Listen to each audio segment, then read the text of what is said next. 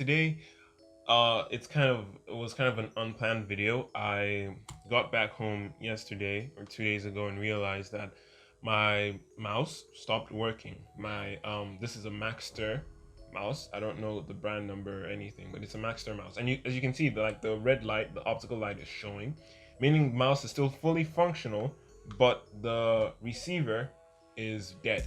Now, I've been using this mouse for about 4 years now, so it's actually been through a lot. I mean, editing, video gaming, and so on and so forth. So today I went out and got myself the GameNote optical mouse by Havit, and I will be giving you an unboxing and brief impressions video, and probably a full review after I get to use the mouse for a little bit longer. So with that said, if this is your first time here, please make sure to subscribe and turn on post notifications for more straight to the point tech content like this. And without further ado, let's go.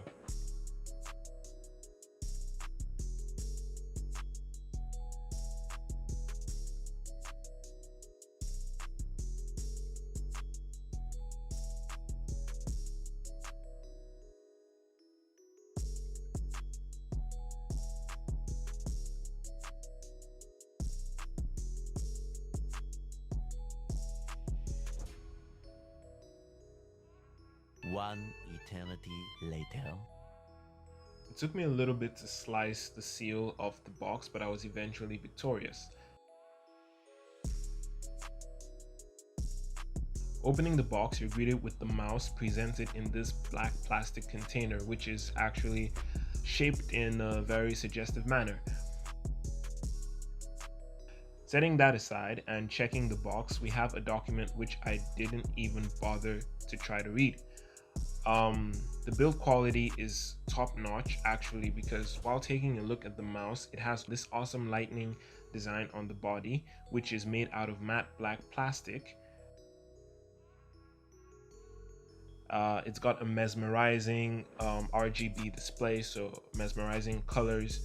I could just sit there and watch them all day actually. It's got a very ergonomic design, especially for gaming, and it just sits well in the hand. It's light, but it still has a substantial weight to it, so it doesn't feel too cheap. It's got the standard left and right clickers as well, and I don't know if they're called clickers. The standard left and right mouse buttons, and two extra arrow buttons by the side for whatever functions you'd like to remap them to while playing video games. In Chrome and in some other applications, they function as forward and back buttons. It's got a CPI button at the top, which determines how fast your cursor moves on the screen when you move your mouse. So if you want to adjust your cursor speed, you would just click on the CPI button. Now the buttons are actually satisfyingly clicky and not very mushy at all. And yes, you heard me right the first time. This is a gaming mouse. Now when I mean gaming mouse, I don't mean it was specifically designed for gaming with all those extra features, but it is still very solid. Gaming with this mouse promises a very satisfying experience.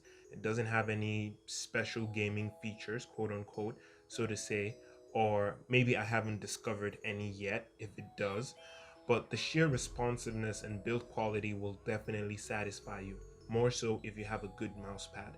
And a couple of RGBs never hurt anyone, did they? Now, what makes this mouse truly extraordinary is its price. You can get the Havit GameNote HV MS691 for as low as $5 if you search properly. I was desperate to get a new mouse ASAP, so I ended up picking this one up for about $10, which is still a decent price for the build quality and the RGBs. But that's just my opinion though.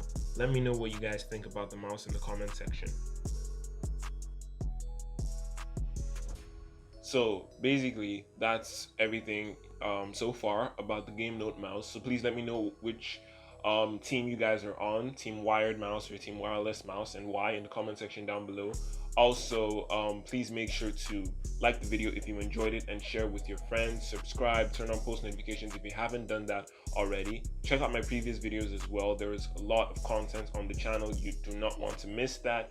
And follow me on social media for like regular updates about myself and the channel. And with that said, stay cool, stay safe, have a blessed week, and I'll catch you guys in the next one. Peace.